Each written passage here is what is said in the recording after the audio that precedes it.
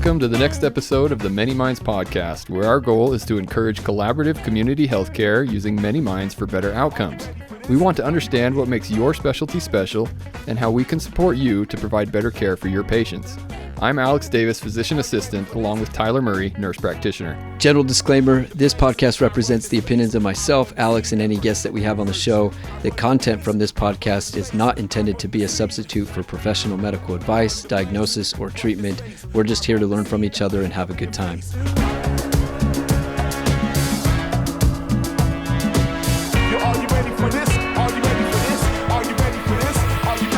Today on the episode, we have Shelbi Brook. She's in plastics. She's a physician associate. She's been in the game for about 5-6 years. 5 years. How long have you been in plastics for? For about 2.5 years now. Okay. Yeah. And I didn't necessarily know you were going to get into plastics. I had no idea. I had people in my class that were like, yes, I for sure want to do plastic surgery. I went into PA school not knowing what I wanted to do at all. But knew you wanted to be a PA. Knew I wanted to be a PA. I heard that. Yes, yeah. Knew I wanted to be a PA. And during school, my problem is that I always enjoy too much. And so it was a hard time. I had a hard time like narrowing it down. But at the end of it all, I was like, okay, either ER or surgery. And I had done a rotation at IMC with the ER group there, who was phenomenal. I love them. They offered me a job, and then I got a job in general surgery. And my mentor from the IMC ER, he was like, do general surgery, you're gonna get great exposure. Yeah. And he's like, we'll take you anytime. But now I will never leave surgery. I love it. There's something about it. It breaks up the monotony. Now, within that realm, let's just jump right into it. Let's find out what the life is like for a PA in plastics. Help us appreciate plastic surgery. Yeah. Awesome. What does your world look like? It's amazing. Honestly, I love it. And just to give you guys some insight into our clinic, it's a private practice. So I work directly with Dr. Chittister, who is a plastic and hand fellow trained surgeon. He started his own practice about 5 years ago, but within the last year, he's built this beautiful facility just at the point of the mountain, actually. And there's a spa, there's our whole clinic there, and it has 5 ORs, and it's just like state of the art, wow. Beautiful. Oh my goodness. It's about a minute from my house, so location wise couldn't be nice. Any better. And so first of all, the location that I work at is just like, it's a pinch me every time I get to go into work. I'm like, this place is beautiful. It's nice to work in a pretty place. Absolutely. Yeah, it does. It makes a difference. It does. It's just a good environment. It smells good. My coworkers are awesome. So yeah, my role as a PA, I got the job unexpectedly. It was kind of just one of the surgeons had reached out to me and said, hey, I heard great things about you. Would you be interested in applying? And at the time, I was like, well, I can just see what it's about. Didn't even know who Dr. Chitty was. Mm-hmm. Apparently, he's a TikTok surgeon, dancing surgeon. Yeah. Of course, I know that now. Yeah. But I met with him and his wife, Mindy, and fell in love. She works at the office as well, Yeah, right? she's a spa director. That's and I so just cool. fell in love with him. Like, met with him, felt like I knew him forever. Yeah. So, but my day-to-day, so I run our wellness program at the plastics clinic. What so all that's does that the spa entail? side. Right now, it's mostly just medical weight loss, which is nice because I do have experience in bariatric surgery. So I had already been working with overweight patients. Familiar with that population. Yes, yeah. So that went really well because I wasn't planning on it. I didn't get hired on to do that. But once Dr. Chester and Mindy found out that I was comfortable and had been doing it within general surgery, they're like, yeah, we've been wanting to open a wellness portion. So I do have 2 nutritionists that work under me. So they do all of the fitness and lifestyle education, which is a huge component of it all. Yeah, and it was nice because they understood my vision. I was like, okay, I'm not going to just be a prescription mill where patients come in, I write a script for them, say good luck, and we never see them again. Those exist out there, though. They those really do, very real. Especially like with the GLP-1s becoming so popular.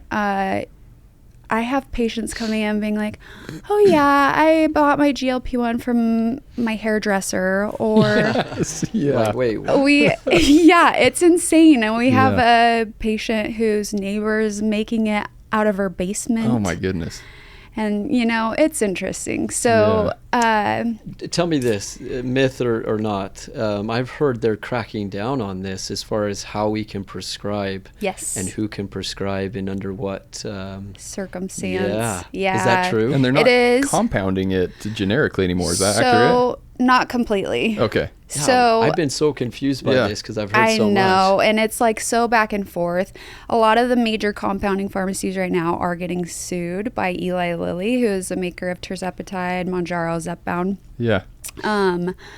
But there are so many patients that are benefiting from it. They're actually fighting back. They're like, we knew we were going to get sued, but there's no way that Eli Lilly actually has the supply to meet the demand. Right. Like, I don't think they realize how many millions of people are getting the medication. And it's frustrating because the medication is way more expensive in the United States than anywhere else in the world. Interesting. It's like 1/10 of the cost, especially for semaglutide outside of the U.S. And so compounding pharmacies are still making it. They are adding compounds with it to make it a new medication. So if you add in like B12 or glycine, That's yours. technically you're making a new medication. Wow. And then if you're dosing it at least 10% differently than what the branded medication is, it's also considered a different medication.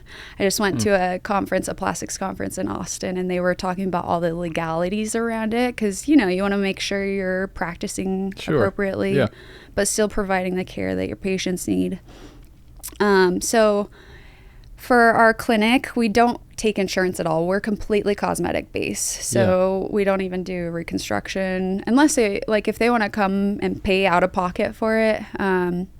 Dr. Chittister is a phenomenal surgeon. He is booked out like 4 years though. And so, I thought we were busy. Wait a minute, 4 years. 4 and there are years. people on the wait list just like waiting for someone to cancel or. Yeah. And, you know, a lot of them are doing like family planning around it. So they'll be like, we're going to have our last baby and then I'll breastfeed. And by the time I'm done breastfeeding, I'll be ready for my mommy makeover, goodness. my mommy takeover, as Mommy Chitty has takeover. coined it, you know? Love it.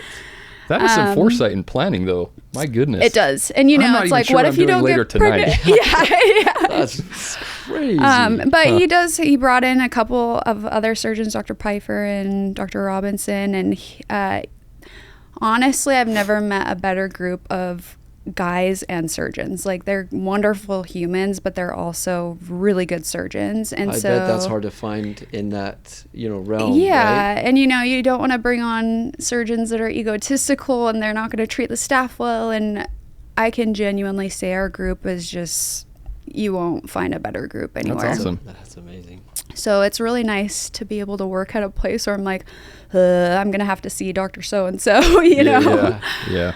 Because they're all just phenomenal. But So you got your wellness clinic that yes, you kind of so oversee. GLP-1s. Primarily weight loss. And then Yes, and what I was getting to is... Sorry, I derailed No, that you're whole totally conversation. fine. I'm like looping, but no insurance, but I will for my patients if they meet BMI requirements of the 27 BMI with a comorbidity or 30 and above with a comorbidity and they have insurance, I will do a prior auth and submit it through insurance. It takes up so much of my time. Yeah.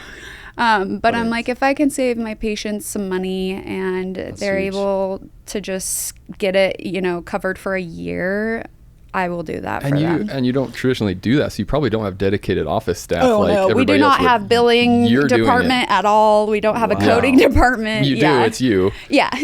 For my weight Many loss hats. patients, it's Yeah. me. Hats. So Crazy. I wouldn't have the first idea where to even begin. it's a lot, honestly, Oh my but goodness. I know that if I was that patient and I've seen it change lives, that I'm just like, okay, let's do whatever we need to do to get you covered or get the medication available to you.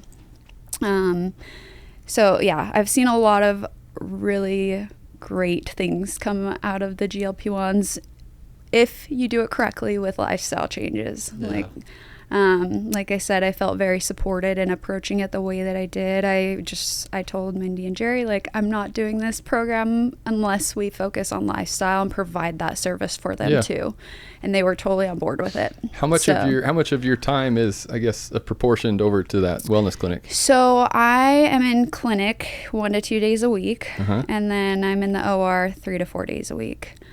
So in that amount of time, and I'm the only I'm the only provider there that does any wellness right now. So I am currently... And it's just kind of sprinkled into your day, or do you have a dedicated time just kind of throughout the day? It's just sprinkled in my day because I also do in-office procedures. So I'll do like liposuction in office, areola reductions, nipple piercings, scar revisions, whatever I need to do in office. So they have those on my schedule. I have post-ops, I have consults, it's just a good variety in my day. Can I just say something? I knew it was coming. You said nipple piercing. Yes. Is that a common, I mean, can you... So it's actually a treatment for inverted nipples. You finally found someone. Yeah. And the best part... Come on in, Tyler. I can pierce your nipples. Oh my goodness. Well, now that you say it, I mean, yeah, it'd be good. We'll talk later. Yeah, I know. And I numb you up. That's the best part about it. it. I tell because I love getting ear piercings, and I told my piercer, I'm like, I have one up on you because I can numb my patients before I pierce them. So isn't that the truth, though? Yeah. So you're doing quite a bit of that then? Is that pretty common? Or? Honestly, I mean, I've never worked with another surgeon within plastic surgery, but Dr. Chittister gives me a huge amount of autonomy. That's awesome.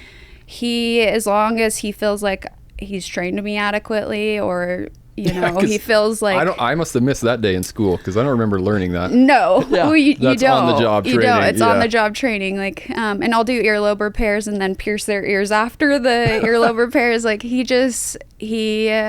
I don't know. I will never want to work for another surgeon again. I love all of the surgeons that I worked for, but with the amount of autonomy that he has given me, you can't beat that. I do most of our liposuction in surgery. I'll do some of the dissections. I'll like wedge out for breast reductions or lifts or whatever. I'll do a large portion of like the mastopexies. What is that? I help fix. What is mastopexy? Breast lift. Oh, okay. Lift. Yeah. And then like as I'm repairing one edge of the diastasis, he's repairing the other. And so it's just really nice. Together.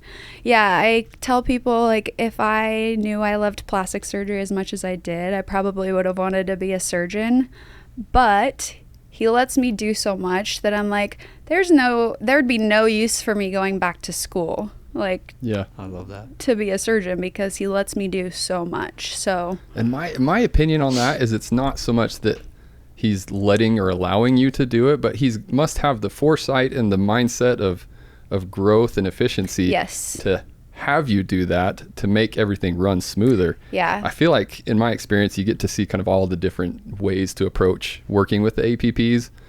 And we've heard all these various stories of everybody's situation, but you see the providers or the physicians, our colleagues and as physicians and surgeons that utilize the APP seem to be far more successful. So it seems like you probably are part of a great clinic. And it saves him a lot of time if he's confident with me doing in-office procedures that we don't have to take back to the OR. They can be busy doing other things, yes. right? Yeah. And so we're a very well-oiled machine now. I so appreciate that he's taken the time to train me, because I know it takes time out of your day.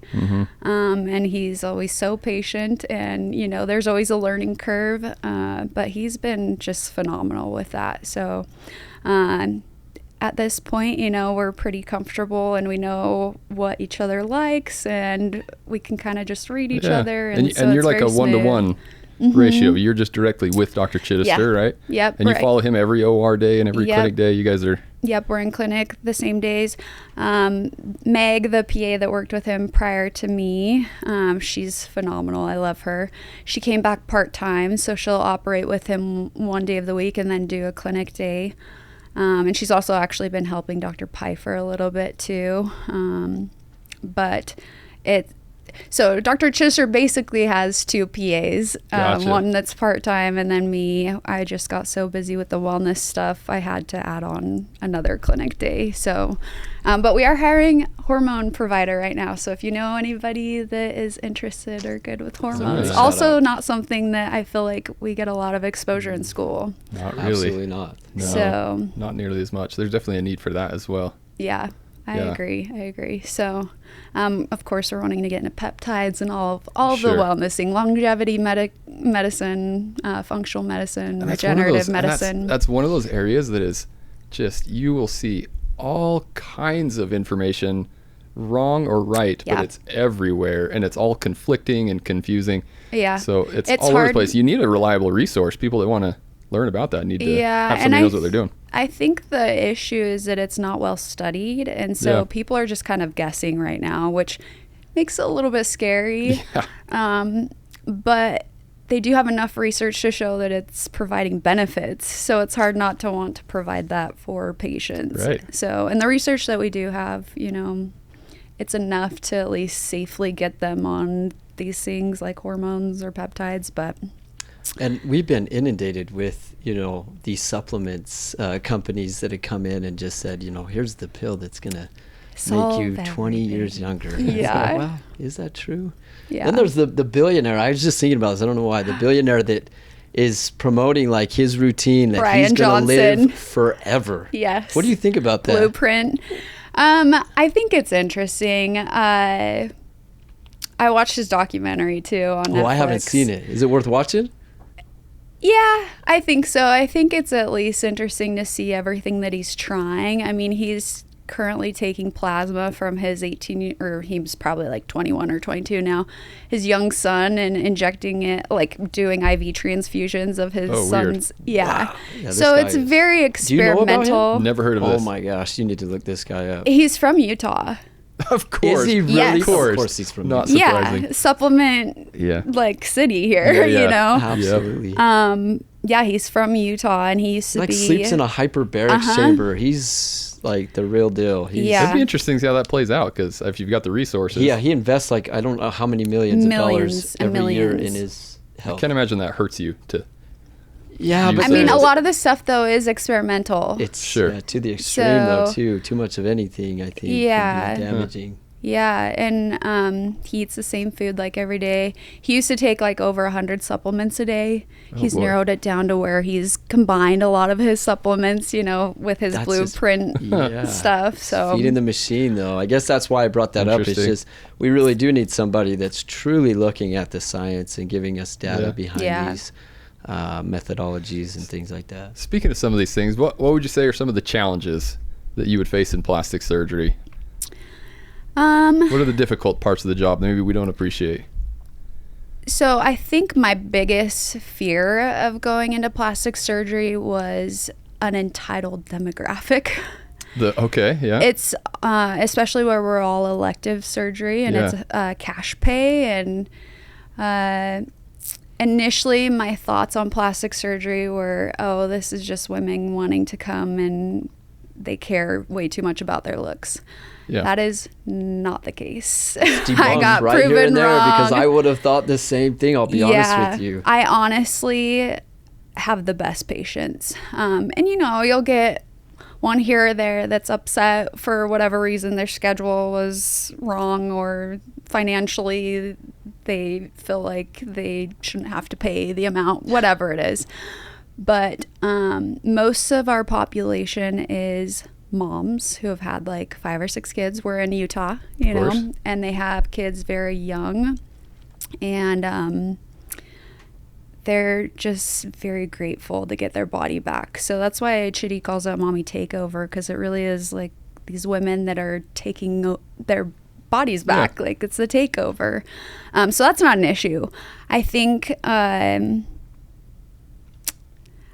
for a while, being the only APP, the only PA, it was difficult because I was the only one doing my job for the whole clinic. And as we started getting more surgeons, I was like, okay, my workload is expanding. Yeah. And I think I definitely work more than 40 hours a week, which I actually don't mind. My lifestyle allows that. I don't have kids. I'm not married. It's fine. Yeah. You're going to the spa every day. Yeah, I know. I'm going to the spa every day. Let me say this real quick. When you brought that up, I immediately thought of, so our surgeon is so gracious, and when we, reach our 3-year mark, he sent every one of the APPs to Mexico.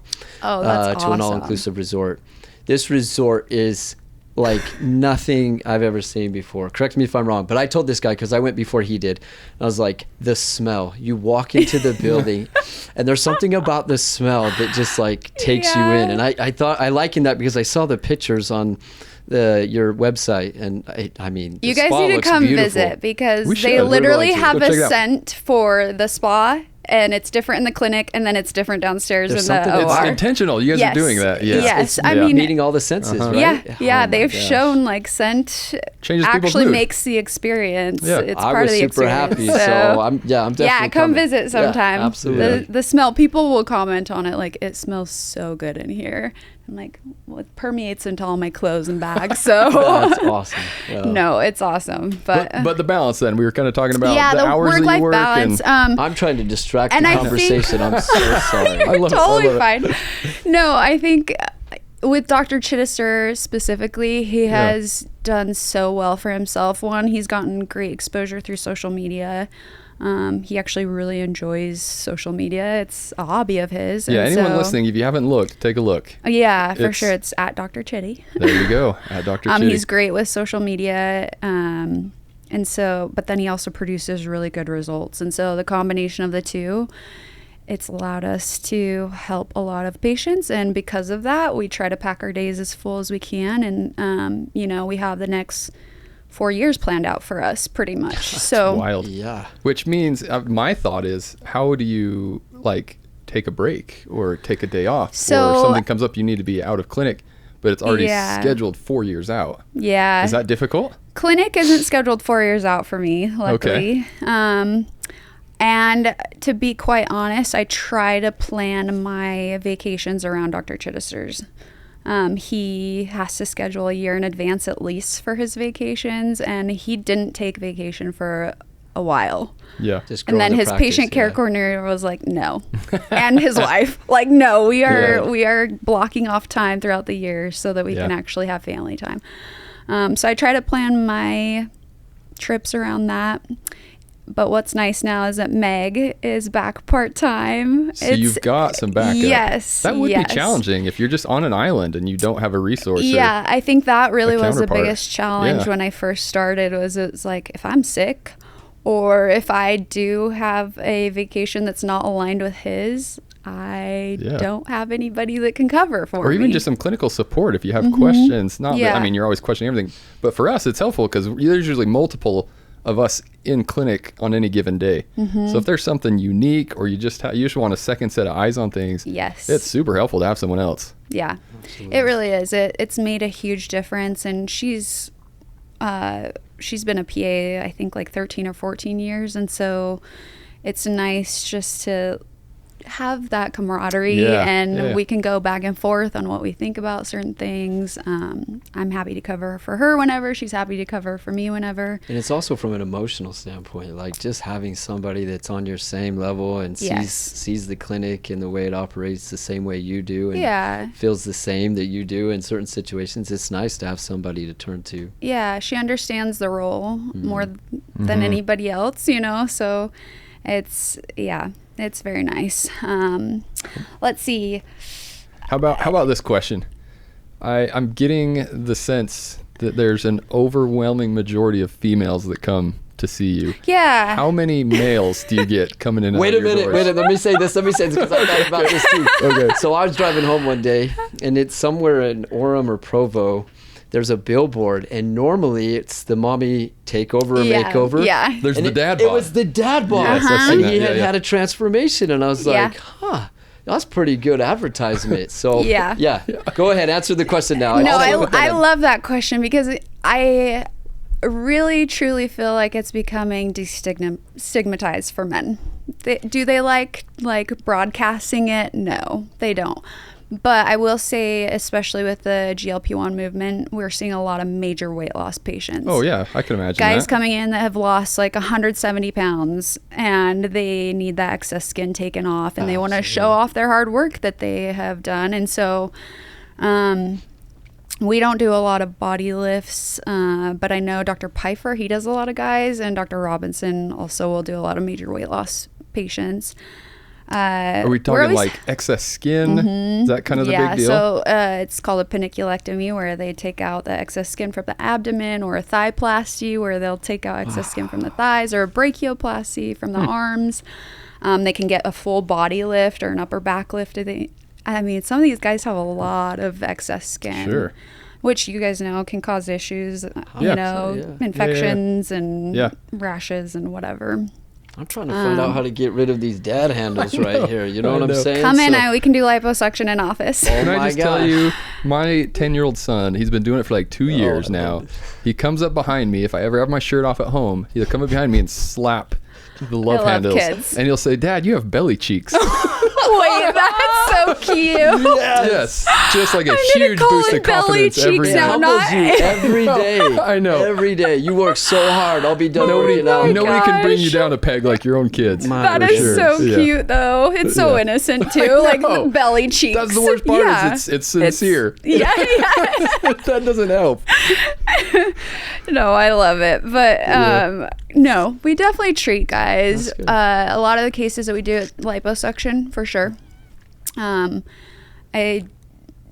There's some high profile patients that Dr. Chister and I will operate on that you can't say, Of but course. a lot of athletes or bodybuilders that maybe have stubborn areas, and they Really? like work so hard, but they just need that last little bit to get to exactly where they want to be.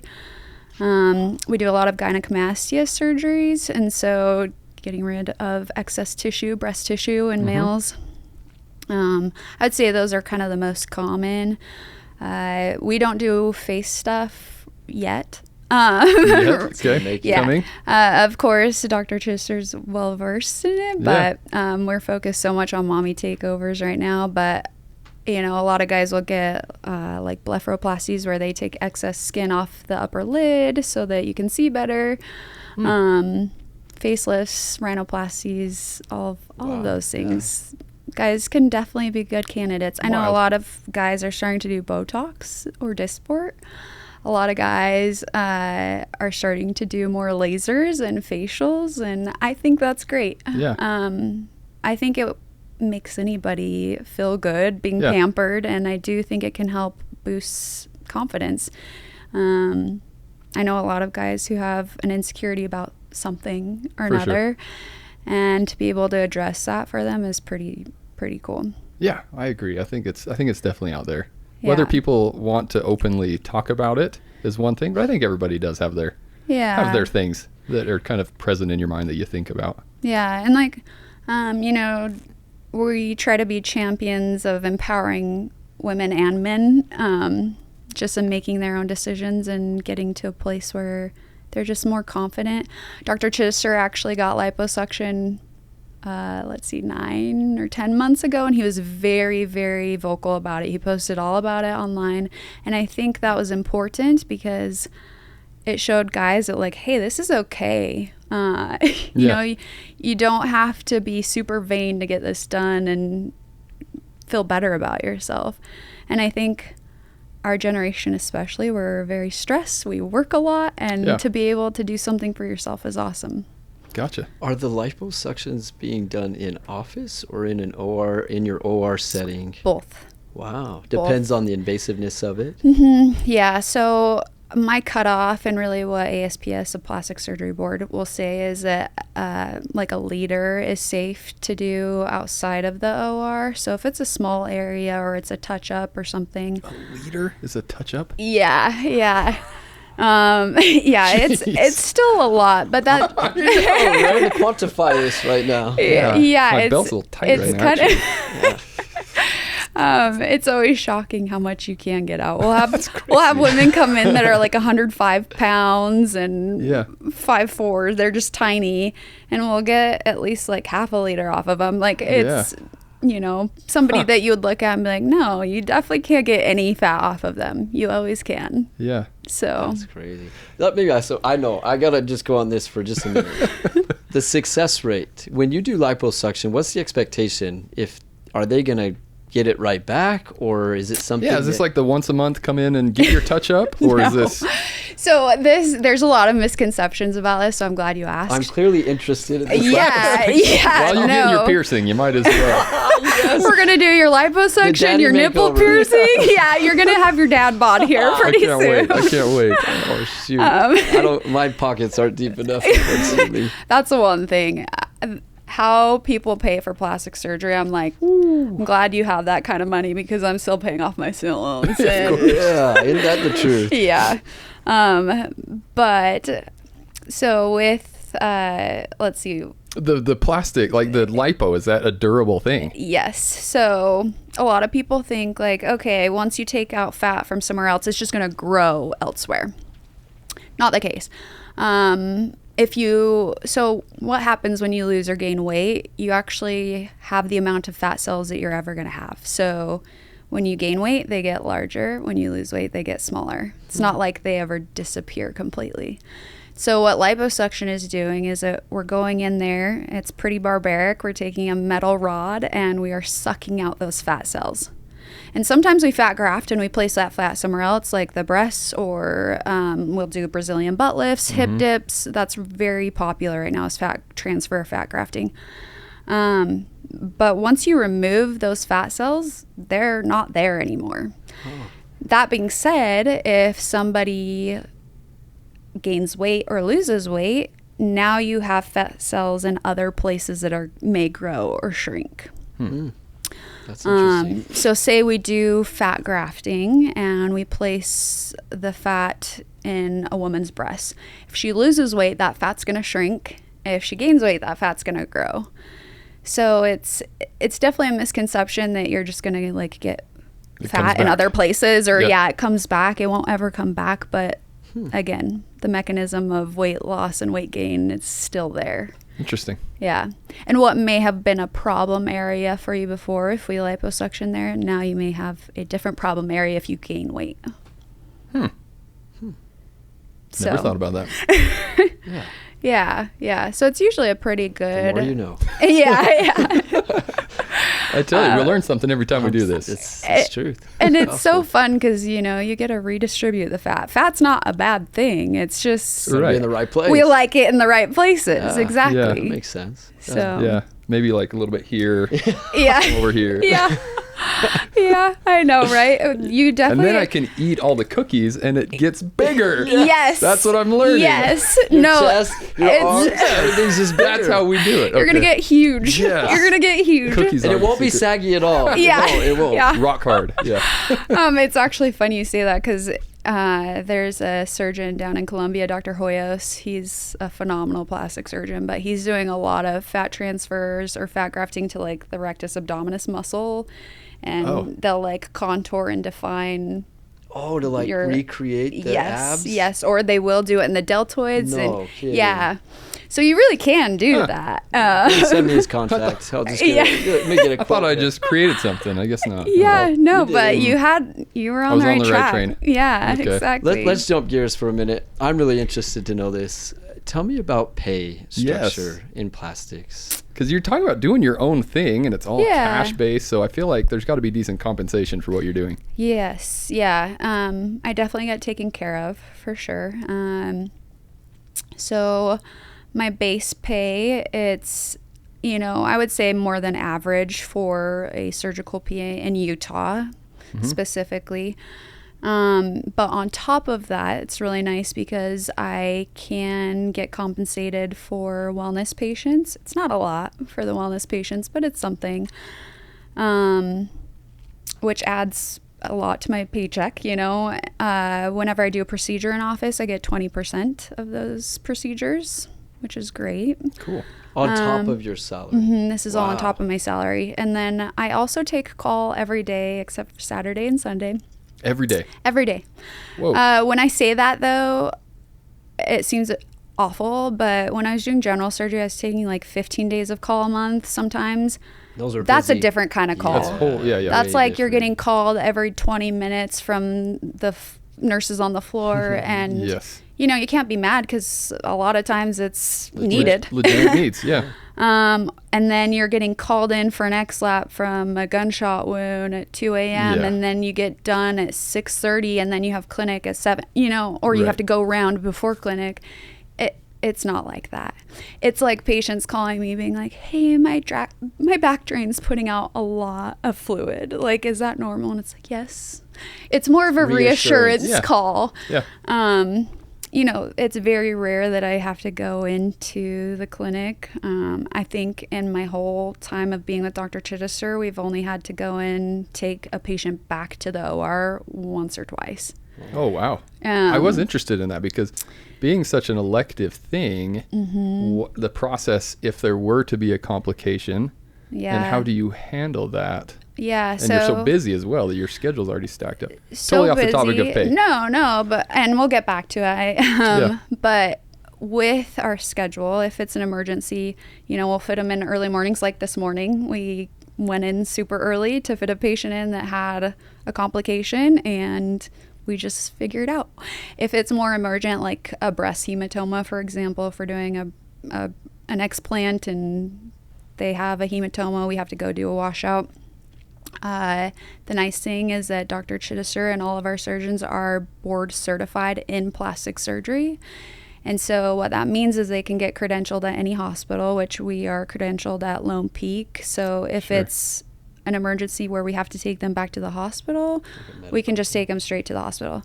Now that he owns his own surgical center, it's very easy because we can just go to the surgical center, and we have overnight stay capability there. Oh, really? Yeah. Oh, wow. So we really haven't been to the hospital in a while. And I will say, you guys are probably going to be really jealous of this, but our patients are extremely healthy. Yes. Yeah, I figured. We will not do surgery if they're not. If they're smokers or if they have a BMI over 28, that's our cutoff.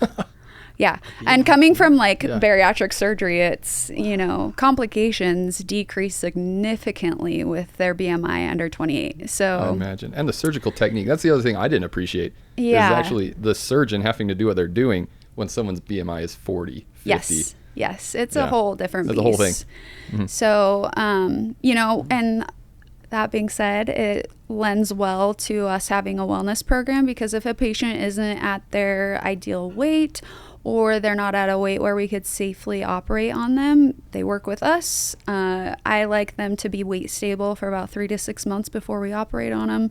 But usually, since we're 4 years out, we have enough time to work with them and get them to a place where they're going to have safe surgery, but then they're stable for a while.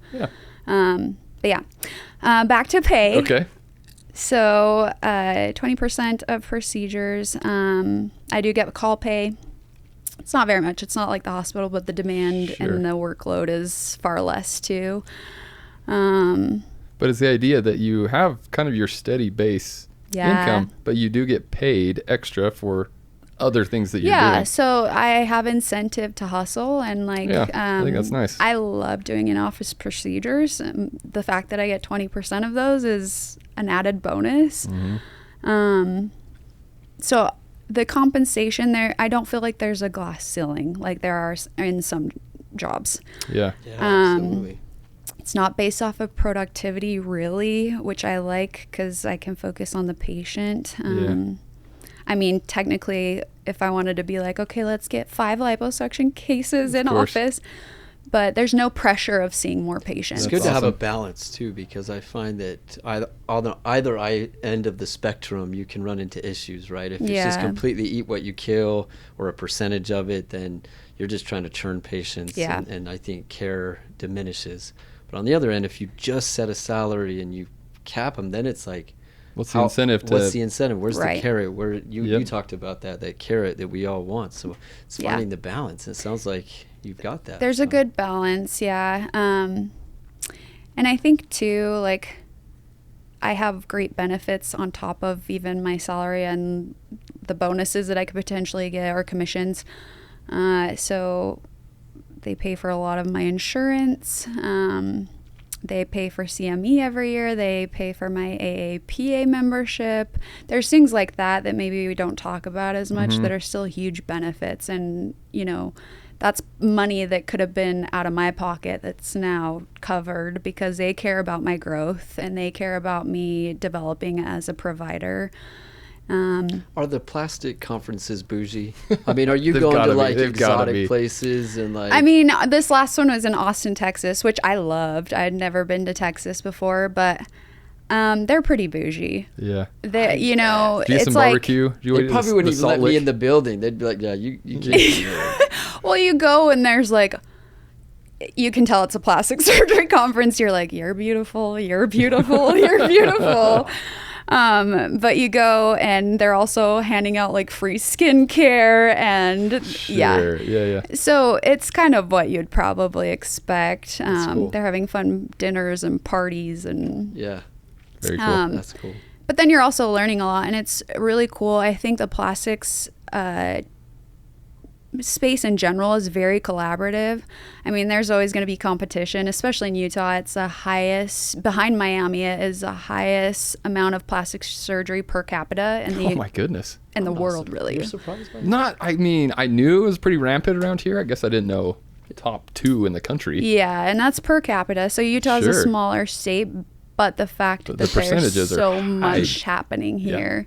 And I think, you know, we have a young population and we have a lot of people that do care about what they look like. They're usually healthier and a lot like of babies. I said, a lot of babies. Yeah, a lot of moms. And so, and the thing that I think also people don't understand is that like an abdominoplasty where we actually fix the diastasis that occurs during pregnancy. We take off that excess skin. You cannot get rid of that with exercise. So no matter what people tell you, like you can build your muscle so it's a little bit closer. You're never going to get your muscle edges back together. And so that actually helps a lot with function. We have women coming back saying like, I no longer have back pain. I actually don't pee my pants anymore. Yeah. Like their sex life is better. They have more core strength. So really any activity like skiing, we had a patient that was like, I was beating my kids on the slopes like 6 weeks after surgery. Yeah. So I think it ultimately helps with longevity because you're going to have a more active life if you're able to actually function more appropriately. Makes sense.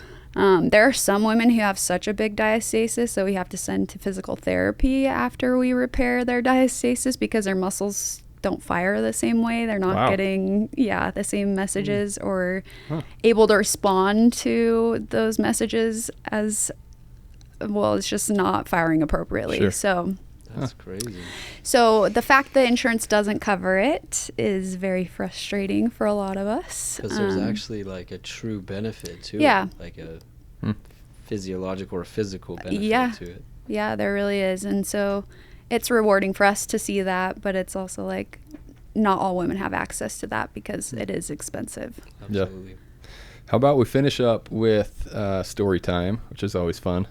We've had a few people share some fun, some interesting, some tearjerkers. You need to go back and listen to them because you're going to be like, okay. Oh, wow. Yeah, now I don't even know what I'm up against. No, that's good. That's good. We just want it to be raw. Just let us know. So do you have any memorable patient encounters that you feel like, because everybody's kind of sitting around the dinner table, everybody could share their favorite stories. Yeah. Anything memorable in your world? Lots, yeah. Like I said, I have really great patients that are just really grateful for the work that we're able to do for them. But I think the most rewarding ones, I had this patient in particular that came in. She's extremely overweight. Thought she would never be able to lose the weight. We got her to her goal weight.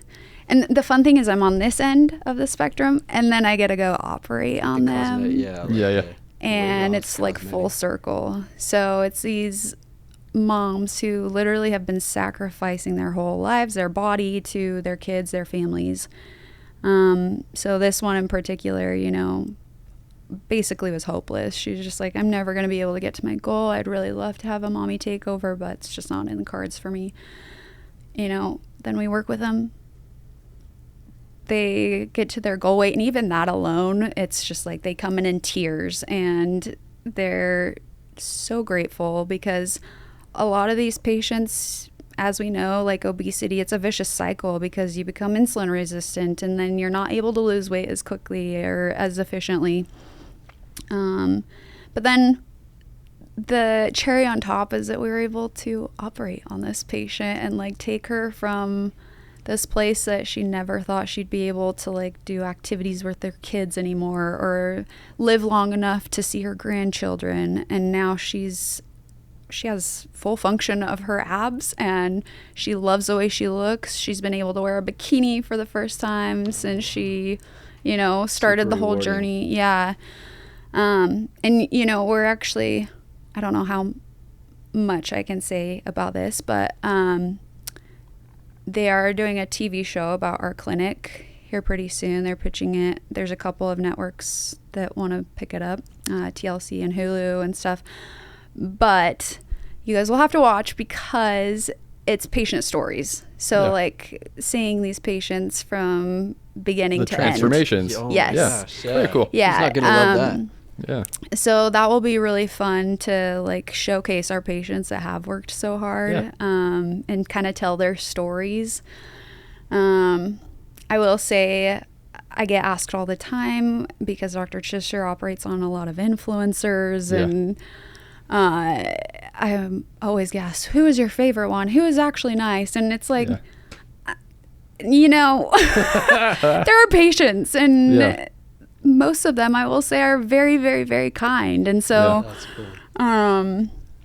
How many TikTok videos have I been in? Not very many. Okay. It's usually like the younger girls upstairs that run the front desk that do TikToks. Yeah.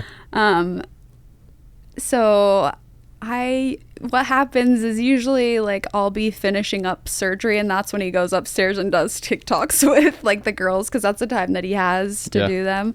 But I've been in a few. Okay. Yeah, I've been in a few. I appreciate that. We'll have to check it out. Yeah. Social media is tough. It's hard, and I'm not one that really likes to put myself out there. Even like with the show that's coming up, I'm a little bit nervous, because I'm like, I don't want to get criticized by people who don't have my best interests at heart. Absolutely. Like, that world can get toxic. torn to pieces. Oh, yeah. I even see like Dr. Chittester getting talked about poorly, and I'm like, but he's the best guy. Like, why are people? But there's just trolls, you know. Absolutely. And that's why I don't pay attention to it, because I figure ignorance is bliss. If I don't hear about it, I don't care what you're saying about me. Yeah. But that's cool that you're going to be a part of that. I mean, I think that'll be rewarding to see the fruits of your labor, like through another lens. Like you're able to step back and see how other people are perceiving your clinic, and it sounds like you guys are doing wonderful things. So yeah, it's been fun to see the growth even since I began. And I think it's fun to work in an environment where innovation and everything is at the forefront. Like Dr. Chittester is like a early adapter for everything. Of course, we always want to make it safe for our patients and make sure there's evidence behind it. But like he is willing and does put out most of the money that he makes back into the clinic, back into the surgical center, to make sure we have top-notch technology, lasers, everything. Some of these technologies are a really, really, really, really nice car, and so and to have that come from his own pocket, it's a lot. But cool. I think that's why he's gotten to the place that he has, and why his patients end up looking so good is because he is willing to invest in them. Love it. Well, Shelby, this has been a ton of fun. I've learned a bunch. Yeah. We appreciate you coming. Now I want to hear about your guys' specialty. Yeah, I'm like, wait, tell me. I don't know that we can hold the torch to what you just. Everybody's got such cool experiences. I mean, I guess and cool it's just stories. because it's new. It's something we haven't seen. I mean, we love what we do, but it's so rewarding to be able to sit down with people like you and just hear kind of your area of specialty and all that you do, and that's just awesome. So and I think it's fun. We kind of took the same pathway, but then you end up in such different places, and maybe it's not the place that you even imagined. But I think like, this is my life job. I'm You're never not going to going leave. anywhere. Yeah. Yeah. So Yeah, it's been fun to see everybody's story and kind of hear. yeah, everybody's it's experience. It's been awesome. fun. Well, Don't ask me. It's Don't ask how we me. it's how we do this. Tyler, what'd you learn today? Man, I learned a ton. I I can't already had wait. respect for plastics. Having worked in the OR and closed incisions and things like that, I understand how, the surgical technique is such an important aspect of it. But there's the Yeah. world of plastics that you just described, just opened my lens. And even more appreciative of what you guys are doing, and love to come to your clinic. I'm excited actually to make we're going to do a tour. We gotta do a for couple No, visits, seriously, yeah. come in. You guys, the other thing that's really cool is we're kind of trying to make it a center for education and bring providers from all around the world to collaborate and learn from each other. So even if you wanted to come in and hang out with us for a day and just That'd be see so what we do cool. in the OR, you're Yeah. more than welcome to. Oh, that's awesome. Yeah. So- That's No, awesome. yeah, I've learned a ton. I can't even recap because my mind's just spinning of all the things. We had some great conversations. Yeah. Learned a lot, though. Appreciate the time, Shelby. Yeah. How would somebody catch up with you if they wanted to follow up, had questions, or get to know you a little bit better? How would someone reach out to you? Man, I think because of just the platform that Dr. Shitty has, I always have to be available on Instagram. So Instagram's a great place. It's at Shelbi Brook, PAC. And it's Shelby with an I. Yes. Clarifier. I'm always open. Like, if you email me, it's Shelby at the Plastics Clinic. If you're wanting to shadow or if you're wanting to do a rotation with me, I do take students, especially from our alumni. She's so 4 that's years great. out. Just let you know. No, I'm kidding. Yeah, I know. But I love doing that. So reach out to me, however, and I'll try to get back to you. I may not be the best in responding because it's so busy, but I try. Perfect. With our clinic, we have kind of a social media gig as well. Awesome. So we're Instagram at Summit Brain, Spine, and Orthopedics. On YouTube, the Summit Medical Institute. And then we like to see people in person. We do an interdisciplinary case rounds presentation every Tuesday morning at 7 a.m. at the Mountain Point Hospital in Lehi, Utah. We'd love to see everybody there. We always want to give a shout out to our production team behind the camera, Dallin and Amelia, helping us out behind the scenes. And we want to hear from anybody that's listening. If there's anybody out there, leave us a review, a comment, like, click, subscribe, all the things that you always hear. We'd love to get some feedback from anybody that's heard the show and what we should do in the future. We got a couple fun ones coming up. We're kind of getting towards the end of what we're going to call season 1. And we've got a couple great ways to cap off the season, so stay with us. Anything else you want to add? Love it. Okay. Awesome. Well, as always, I'm Alex Davis, PA. I'm Tyler Murray. Okay. We'll see you guys next time.